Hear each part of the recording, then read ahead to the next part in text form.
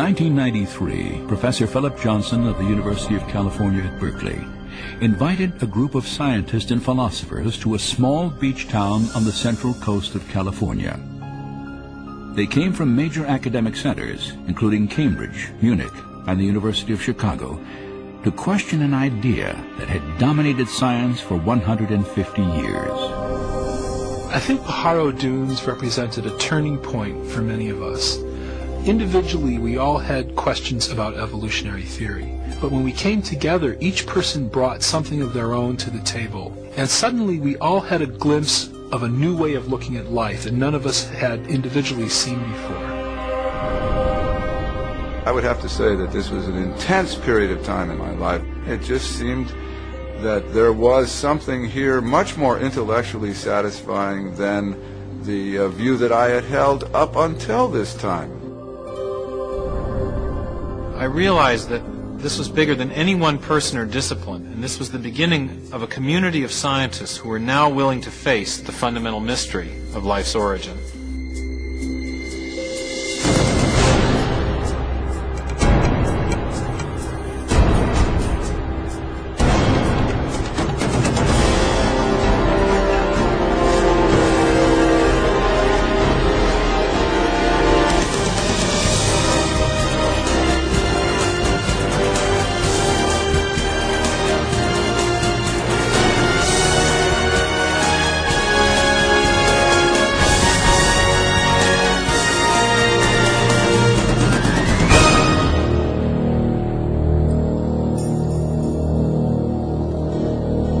I sometimes wonder why anybody talks about anything else, because this is the most interesting topic there is. Where did we come from? How did we get here? What brought us into existence?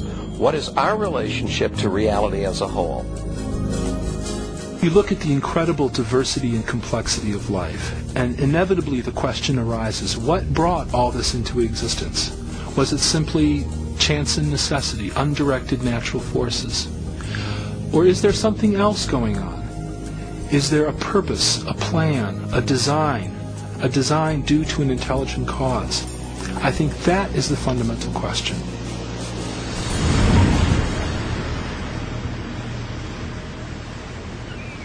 The scientists who came to Pajaro Dunes set out to re-examine the mystery of life's origin, for each had significant doubts about widely held evolutionary ideas. Among them, biochemist Michael Behe questioned how natural processes could have assembled the intricate structures found within living cells. Dean Kenyon was an evolutionary biologist who no longer thought that chemistry alone could account for the origin of life on Earth.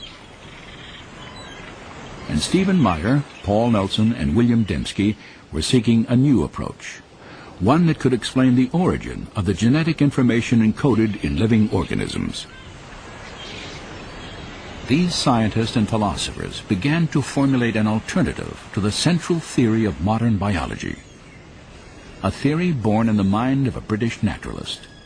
His name was Charles Darwin.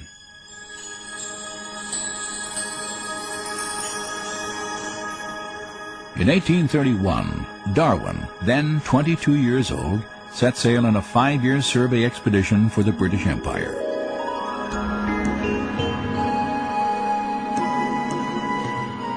He journeyed from England on the HMS Beagle, traveling around the southern tip of South America, then north toward a chain of volcanic islands in the Pacific called the Galapagos.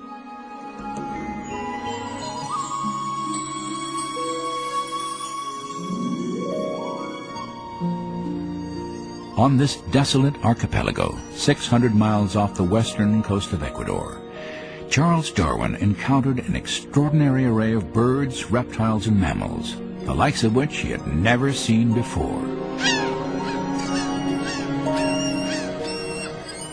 For more than a month, Darwin studied plant and animal life, took extensive notes, and collected specimens. Then he left, never to return.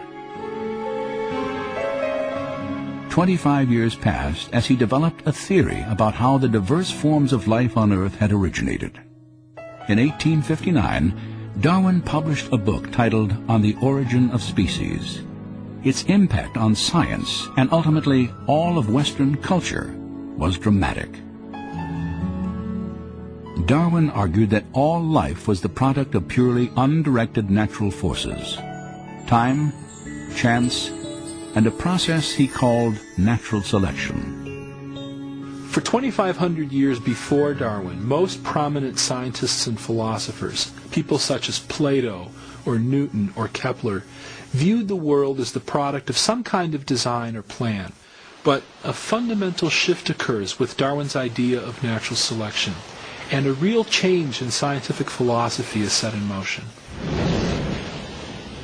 Darwin was not the first scientist to propose a theory of evolution, but he was the first to offer a plausible naturalistic mechanism that could produce biological change over long periods of time.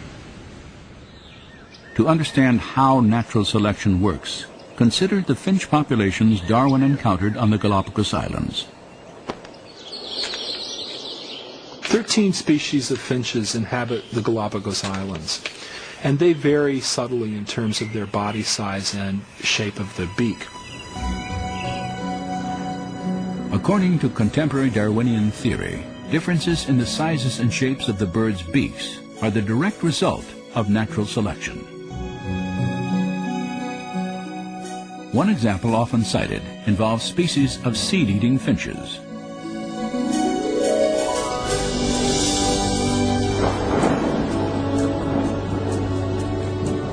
Following seasons of heavy rain, small, soft seeds are plentiful throughout the islands. Birds with short beaks can easily gather food.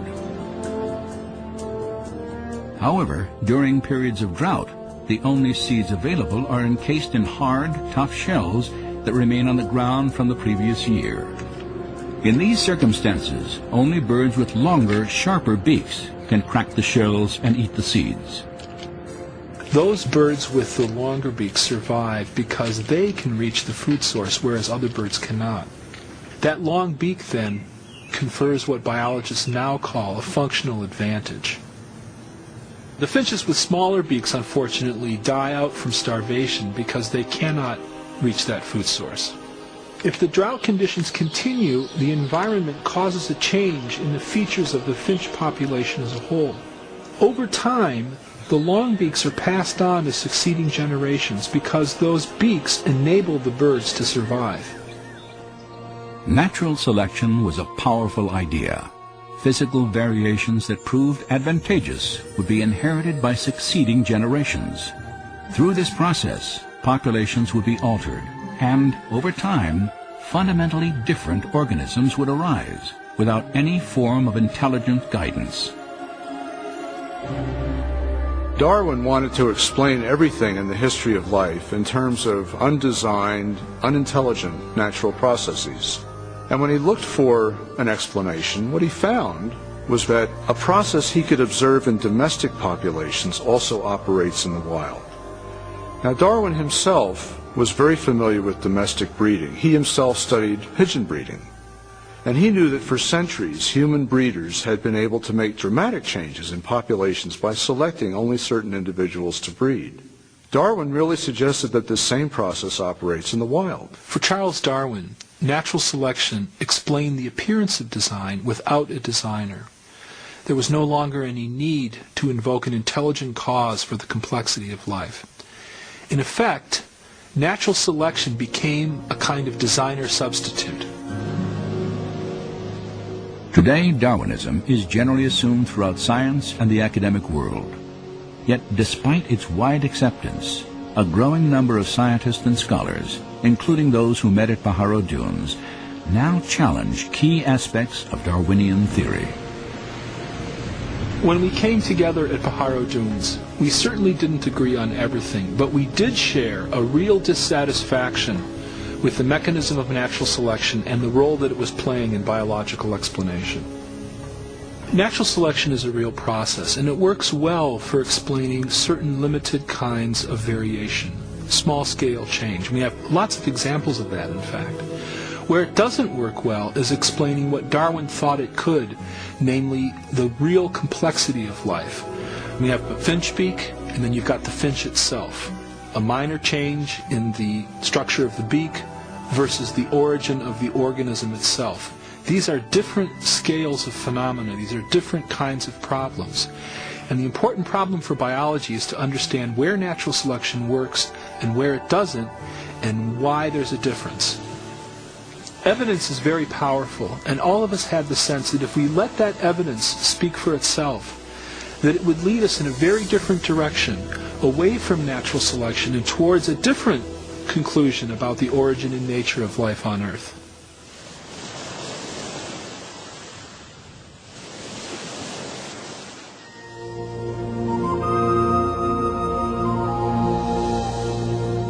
Natural selection acts only by taking advantage of slight successive variations.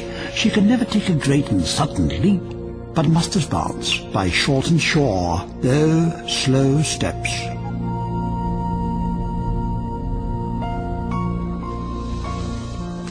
It's really interesting to notice that the more we know about life and the more we know about biology, the more problems Darwinism has and the more design becomes apparent. Since 1988, Dr. Michael Behe has investigated complex biological systems that seem to defy explanation by natural selection. For the longest time, I believed that Darwinian evolution explains what we saw in biology, not because I saw how it could actually explain it, but because I was told that it did explain it. In schools, I was taught Darwinian biology. And through college and graduate school, I was in an atmosphere which just assumed that Darwinian evolution explained biology. And again, I didn't have any reason to doubt it. It wasn't until about 10 years or more ago that I read a book called Evolution: A Theory in Crisis by a geneticist by the name of Michael Denton, an Australian. And he put forward a lot of scientific arguments against Darwinian theory that I had never heard before. And the arguments seemed pretty convincing. And at that point I started to get a bit angry because I thought I was being led down the primrose path. Here were a number of very good arguments, and I had gone through a doctoral program in biochemistry, became a faculty member, and I had never even heard of these things. And so from that point on, I became very interested in the question of evolution, and since have decided that Darwinian processes are not the whole explanation for life. Michael Behe's skepticism derived in large measure from what modern biology has revealed about life's most fundamental unit, the cell. In the 19th century, when Darwin was alive, scientists thought that the basis of life, the cell, was some simple glob of protoplasm, like a little piece of jello or something that was not hard to explain at all. This perception didn't really change too much until the early 1950s. But in the last half century, our knowledge of the cell has just exploded.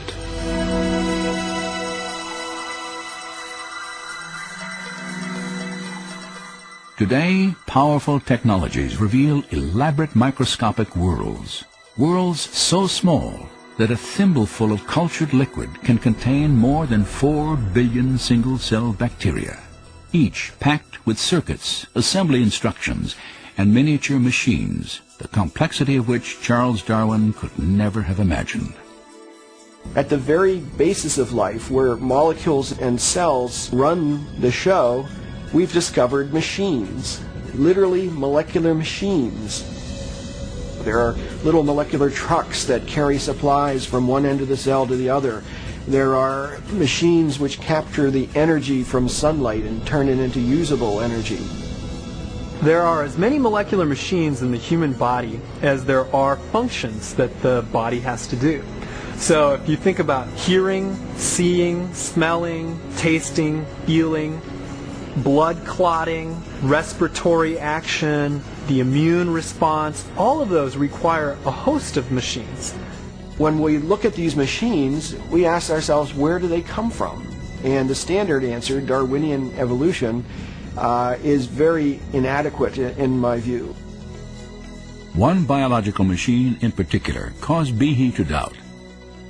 I remember the first time I looked in a biochemistry textbook and I saw a drawing of something called a bacterial flagellum with all of its parts in all of its glory. It had a propeller and the hook region and the drive shaft and the motor. And I looked at that and I said, that's an outboard motor.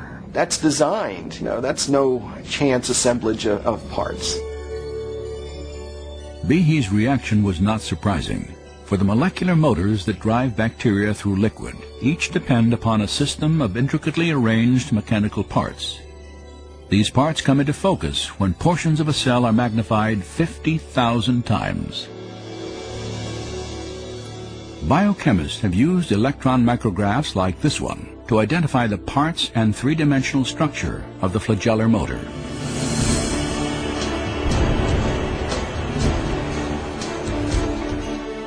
In the process, they have revealed a marvel of engineering on a miniaturized scale. Howard Berg at Harvard has labeled it the most efficient machine in the universe. These machines, some of them are running at 100,000 RPMs and are hardwired into a signal transduction or sensory mechanism so that it's getting feedback from the environment.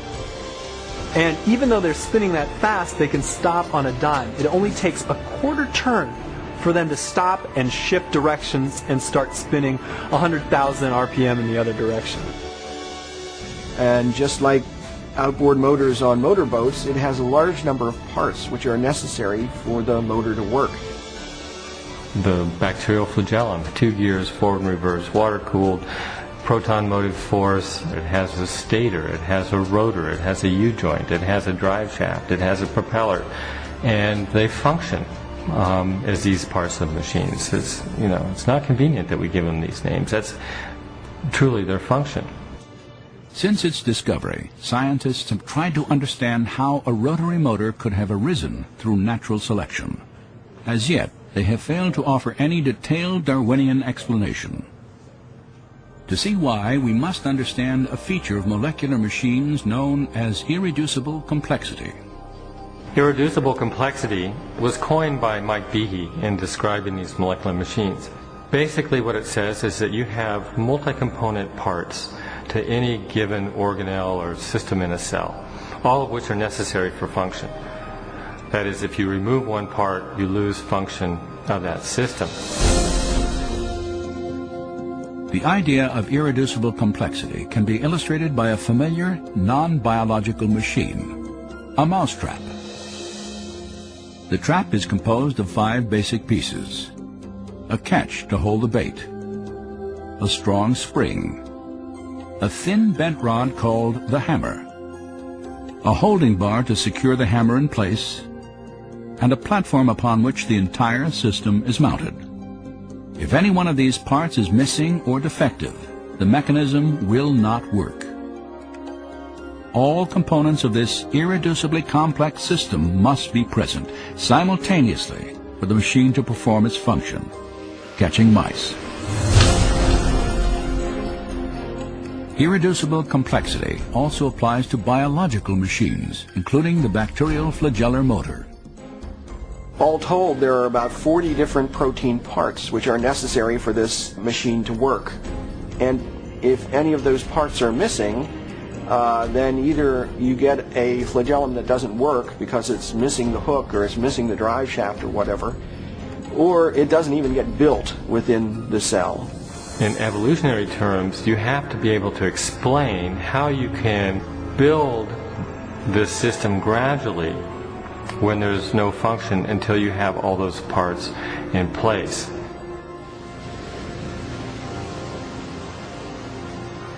The irreducible complexity of molecular machines poses a severe challenge to the power of natural selection.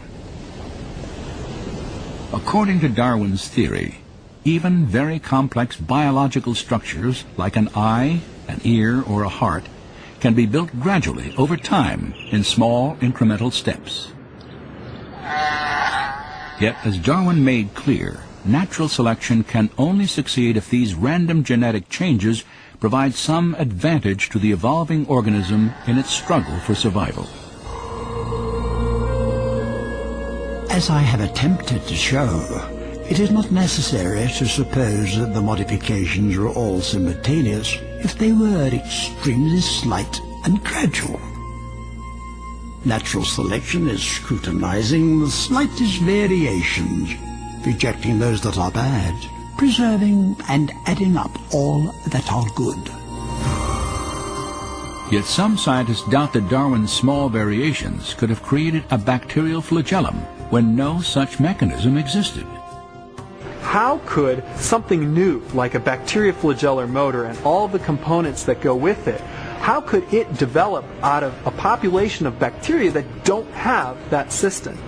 When each change, according to Darwin's theory, has to provide some kind of advantage. Imagine such a scenario early in the Earth's history. An evolving bacterium somehow develops a tail and perhaps even the pieces necessary to attach it to the cell wall. Yet without a complete motor assembly, this innovation would provide no advantage to the cell.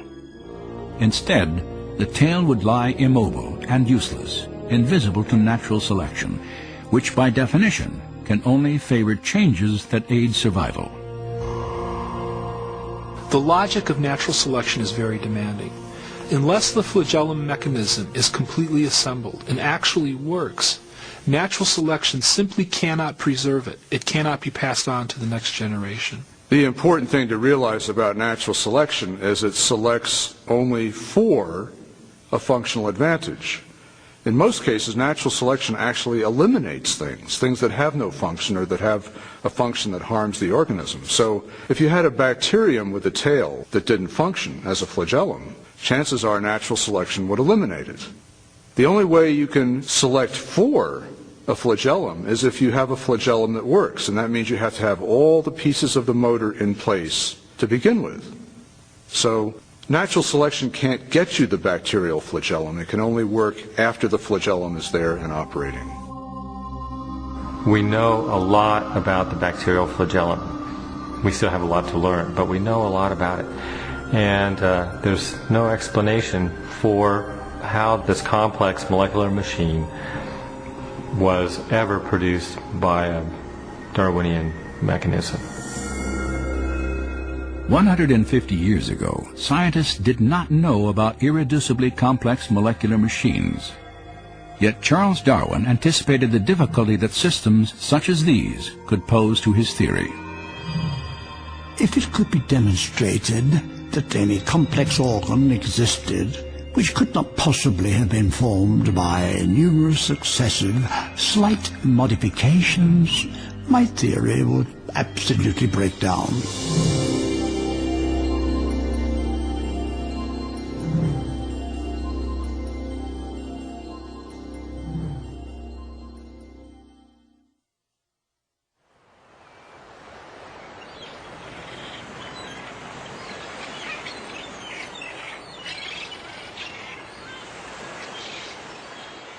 There are really two big questions in biology. How do you get new living forms with new structures like wings and eyes from life that already exists? And secondly, how did life originate on Earth in the first place? Now, of course, we know that Darwin spent most of his life formulating an answer to the first of these two questions.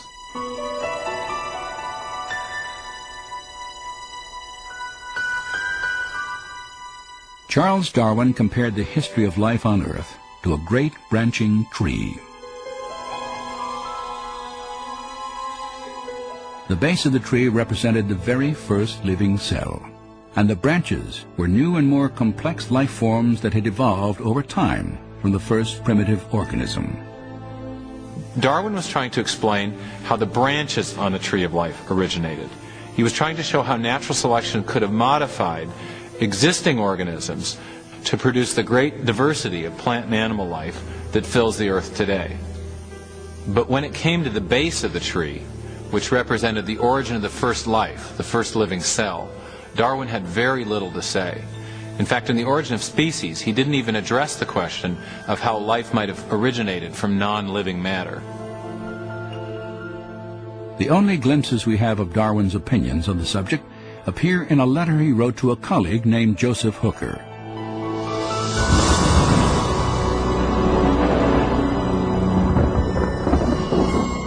regarding the first production of a living organism, if, and oh what a big if, we could conceive in some warm little pond with all sorts of ammonia and phosphoric salts, light, heat and electricity present, that a protein compound was chemically formed, ready to undergo still more complex changes, at the present such matter would be instantly devoured. But this may not have been the case before living creatures were formed. During the final years of his life, Darwin did little to develop his idea that a primitive cell might have emerged from simple chemicals in the primordial waters of the early Earth. But later in the 1920s and 30s, a Russian scientist named Alexander Oparin formulated a detailed theory about how this could have happened. It was called chemical evolution. Oparin thought that he could explain the origin of the first life using Darwinian principles. He envisioned simple chemicals combining and recombining to form larger molecules, and then these larger molecules organizing themselves with the help of chance variations and natural selection into the first primitive living cell. Over the next 3 decades, many scientists worked to develop and refine these ideas as they pondered the questions both Oparin and Darwin had raised. How could life have evolved from simple chemicals? One man thought he knew. The problem of biological origins has, for a very long time, I would say, has been a real deep interest to me just because of the scale of the problem, the importance of it. Where did we come from? Why are we here? All that kind of question.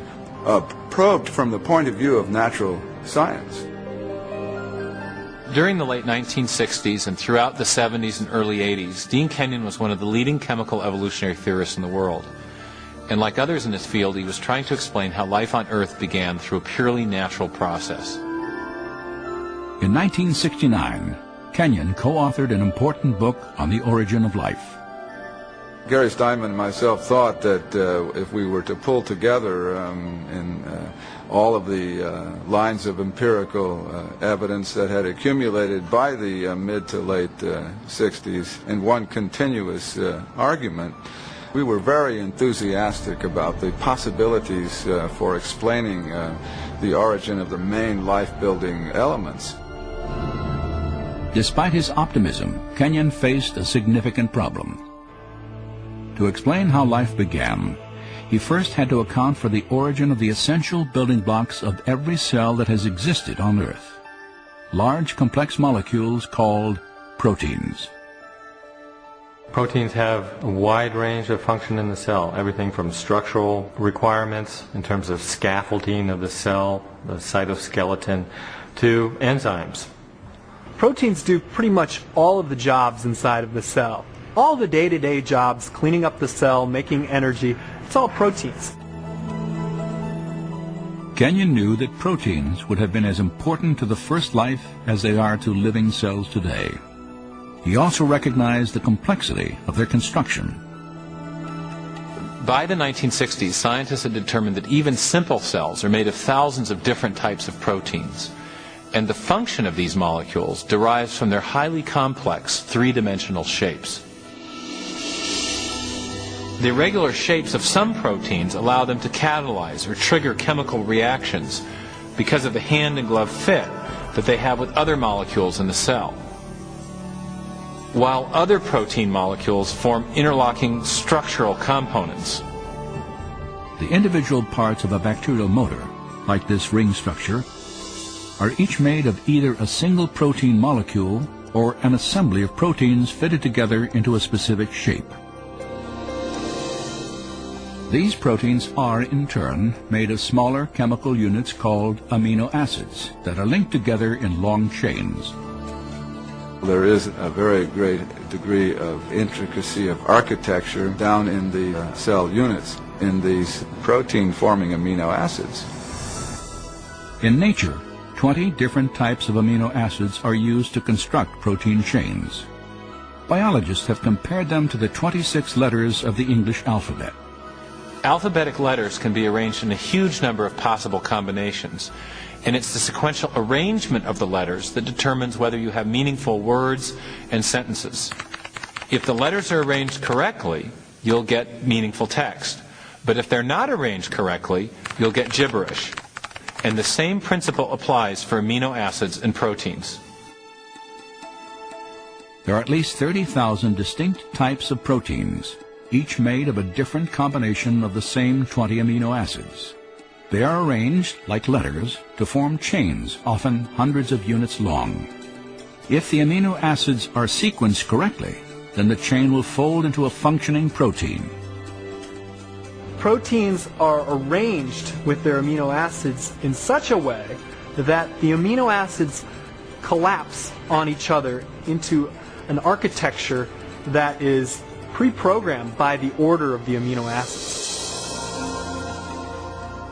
This arrangement is critical, for if the amino acids are incorrectly sequenced, a useless chain forms, and instead of folding into a protein, it will be destroyed in the cell. Proteins, like written languages or computer codes, have a high degree of specificity. The function of the whole depends upon the precise arrangement of the individual parts. But what produces the precise sequencing of amino acids that gives rise to the specific shapes and functions of proteins? During the 1950s and 60s, discoveries about protein structure forced biologists to confront this mystery. Dean Kenyon believed he could solve it. In his book Biochemical Predestination, Kenyon and his co-author Gary Steinman proposed an intriguing theory. Kenyon wrote, "Life might have been biochemically predestined by the properties of attraction that exist between its chemical parts, particularly between amino acids in proteins."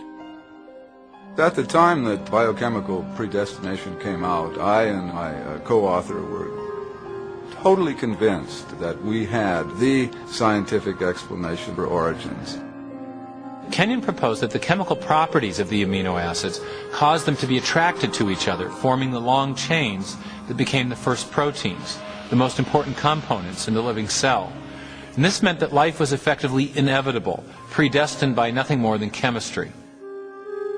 Many scientists embraced Kenyon's ideas, and over the next 20 years, Biochemical Predestination became a best-selling text on the theory of chemical evolution.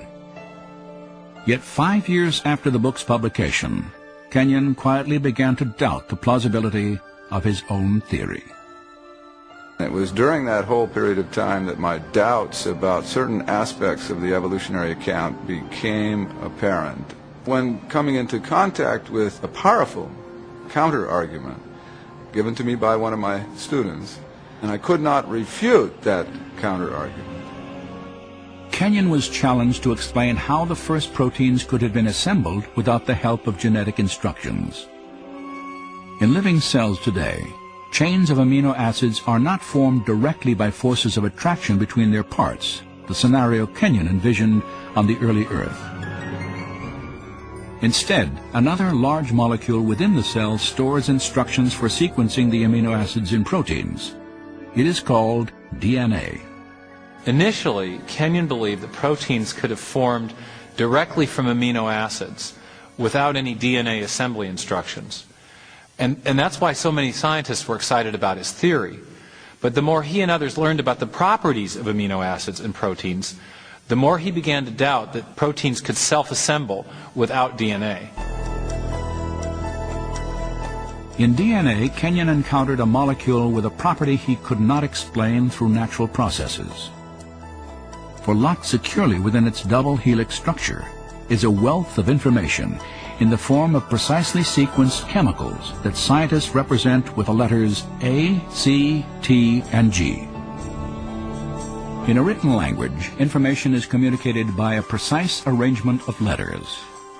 In the same way, the instructions necessary to assemble amino acids into proteins are conveyed by the sequences of chemicals arranged along the spine of the DNA.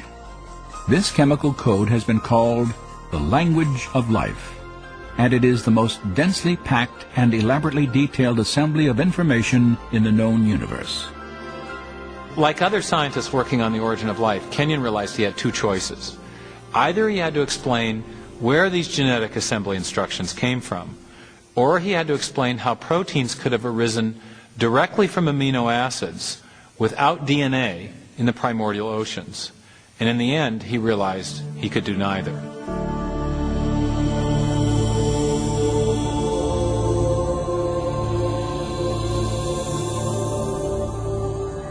It's an enormous problem how you could get together in one tiny submicroscopic volume of the primitive ocean all of the hundreds of different molecular components you would need in order for a self-replicating cycle to be established. And so my doubts about whether amino acids could order themselves into meaningful biological sequences on their own without pre-existing genetic material being present just reached, I guess for me, the intellectual breaking point sometime near the end of the decade of the 70s. As Kenyon reevaluated his theory, new biochemical discoveries further weakened his conviction that amino acids could have organized themselves into proteins. The more I conducted my own studies, including a period of time at NASA Ames Research Center, the more it became apparent that there were multiple difficulties with the chemical evolution account. And further experimental work showed that amino acids do not have the ability to order themselves into any biologically meaningful sequences. Faced with mounting difficulties in his own theory and a growing body of scientific data about the importance of DNA, Kenyon was forced to confront the absolute necessity of genetic information. The more I thought about the alternative that was being presented in the criticism and the enormous problem that all of us who worked on this field had neglected to address, the problem of the origin of genetic information itself, then I really had to reassess my whole position regarding origins.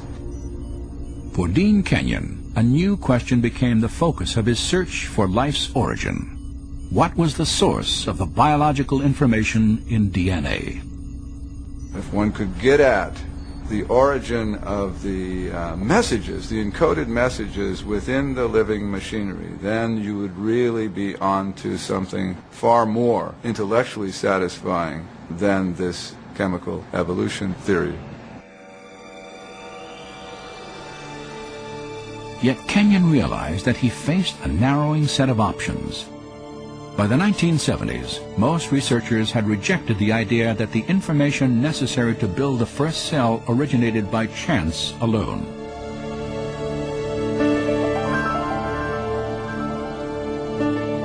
To understand why, consider the difficulty of generating just one line of Shakespeare's play, Hamlet, by dropping Scrabble letters onto a tabletop. Then considered that the specific genetic instructions required to build the proteins in even the simplest one-celled organism would fill hundreds of pages of printed text. Of course, serious origin of life biologists did not believe that life had arisen by chance alone. Instead, they envisioned natural selection acting on random variations among chemicals to produce the first life. But there was a problem with this proposal. By definition, natural selection could not have functioned before the existence of the first living cell, for it can only act upon organisms capable of replicating themselves, cells equipped with DNA that pass on their genetic changes to future generations. Without DNA, there is no self-replication. But without self-replication, there is no natural selection. So you can't use natural selection to explain the origin of DNA without assuming the existence of the very thing you're trying to explain. Chance, natural selection, and his own theory of self-organization had all failed to explain the origin of genetic information. Now Kenyon saw only one alternative. We have not the slightest chance of a chemical evolutionary origin for even the simplest of cells. So the concept of the intelligent design of life was immensely attractive to me and made a great deal of sense, as it very closely matched the multiple discoveries in molecular biology. In the years since Kenyon's rejection of chemical evolution, science has revealed the details of an entire system of information processing that bears the hallmarks of intelligent design.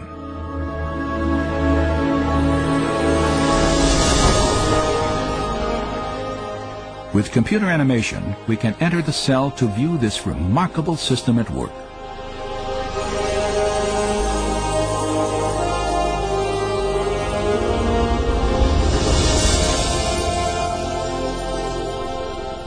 After entering the heart of the cell, we see the tightly wound strands of DNA, storehouses for the instructions necessary to build every protein in an organism.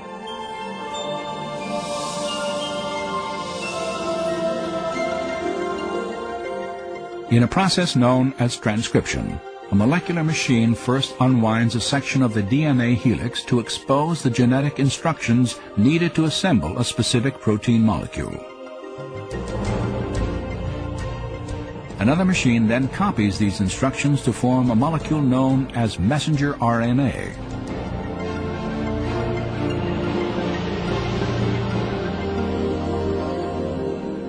When transcription is complete, the slender RNA strand carries the genetic information through the nuclear pore complex, the gatekeeper for traffic in and out of the cell nucleus.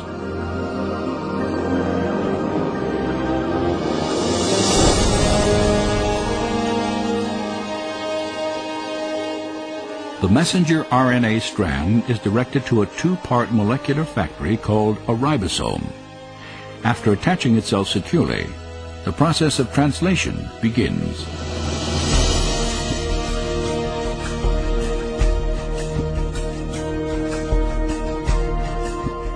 Inside the ribosome, a molecular assembly line builds a specifically sequenced chain of amino acids.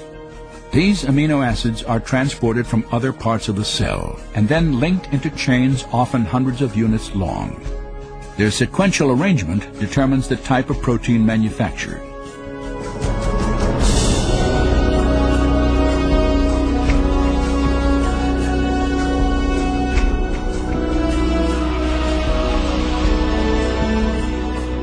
When the chain is finished, it is moved from the ribosome to a barrel-shaped machine that helps fold it into the precise shape critical to its function.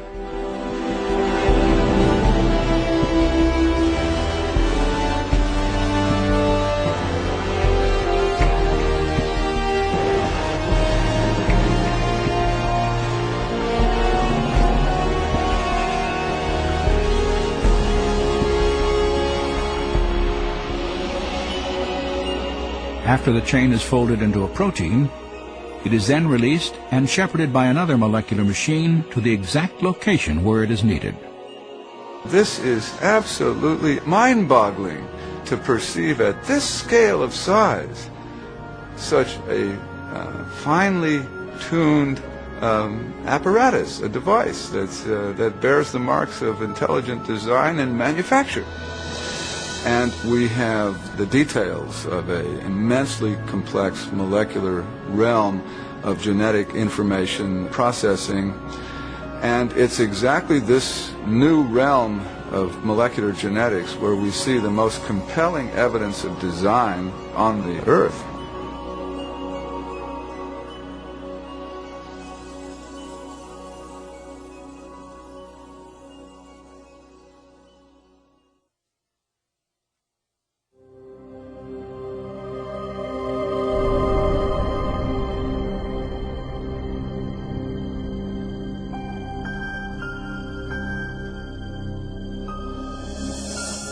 When I look at molecular machines, or the incredibly complex process by which cells divide, I want to ask, is it possible that these things had an intelligence behind them, that there was a plan or a purpose to this structure?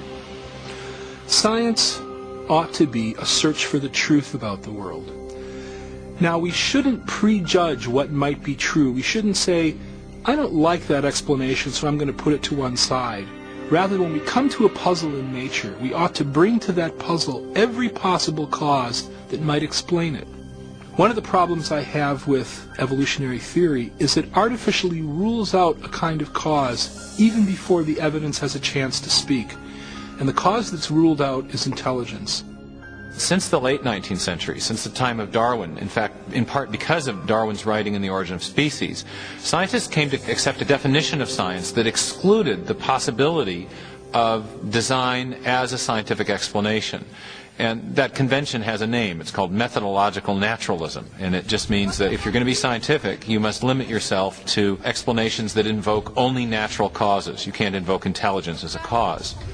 And yet, curiously, we make inferences to intelligence all the time. It's part of our ordinary reasoning to recognize the effects of intelligence. Consider, for example, these hieroglyphic messages carved upon the ruins of Egyptian monuments. No one would attribute the shapes and arrangements of these symbols to natural causes, like sandstorms or erosion. Instead, we recognize them as the work of ancient scribes, intelligent human agents. Similar reasoning leads us to conclude that the mysterious stone figures on the shores of Easter Island were not formed by the actions of wind and water over great periods of time. Nor do we presume that plants could grow into these familiar shapes without some manner of intelligent guidance. Of course, we make these inferences all the time, and we know they're correct. But the question is, on what basis do we make these inferences? What are the features that enable us to recognize intelligence?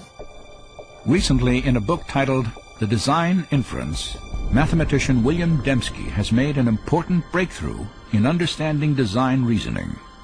Dembski has identified the specific features of artifacts that cause us to recognize prior intelligent activity.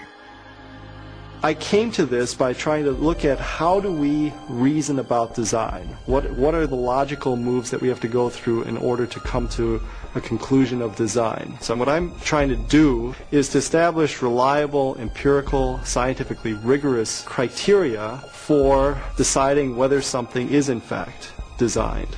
So I was looking at the logic of it. And what I found was you need improbability and you need specification, the right sort of pattern, these objective patterns. According to Dembski, human beings correctly detect the activity of intelligence whenever they observe a highly improbable object or event that also matches a recognizable pattern. Just such a pattern is found in the Black Hills of South Dakota. If you travel through the West, you'll see lots of different shapes on mountainsides, most of which mean nothing at all. They're just rocks strewn in various patterns. But what you don't see are the faces of Lincoln, Jefferson, Teddy Roosevelt, and George Washington on mountainsides. The only place you see that is in South Dakota. That pattern is improbable. A random hillside is also improbable, but a random hillside doesn't specify anything. If I look up and see the faces, I immediately recognize that they match the faces of the four presidents that are known from money or portraits at the National Gallery or paintings and books. And so I realize when I look at Mount Rushmore, we have not only a highly improbable configuration of rock, but one which matches an independently given pattern that reliably indicates intelligence. So we have a small probability, specification, it's design.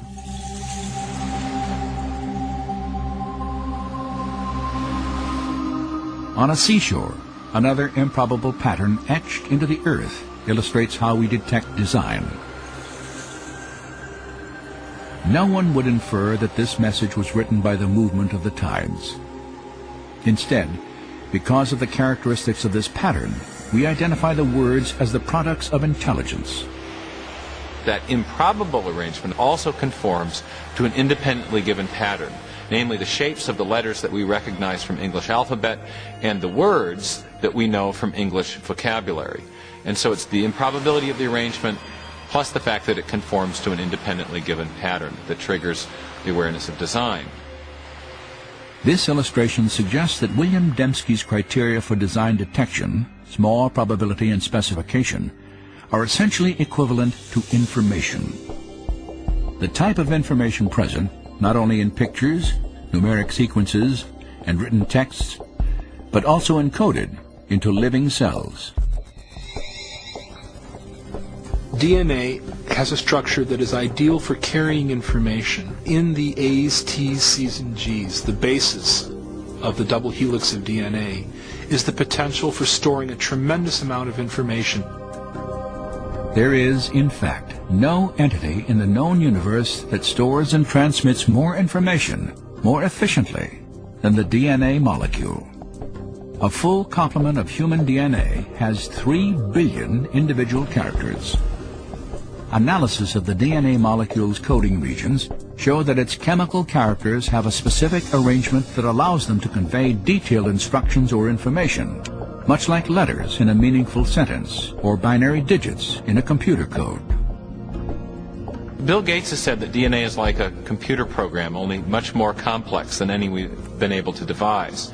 And if you reflect on that even for a minute, it's a highly suggestive observation, because we know that Bill Gates does not employ wind and erosion or random number generators to generate his software. Instead, he employs intelligent engineers, software engineers. And so everything we know in our experience suggests that information-rich systems arise from intelligent design. But what do we make of the fact that there is information in life, in every living cell of every living organism? That's the fundamental mystery. Where does that information come from? For the past 15 years, philosopher and scientist Stephen Meyer has worked to answer this question.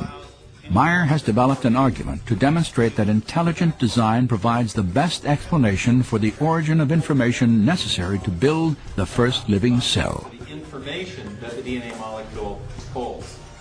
It's part of our knowledge base that intelligent agents can produce information-rich systems. So the argument is not based on what we don't know, but it's based on what we do know about the cause and effect structure of the world.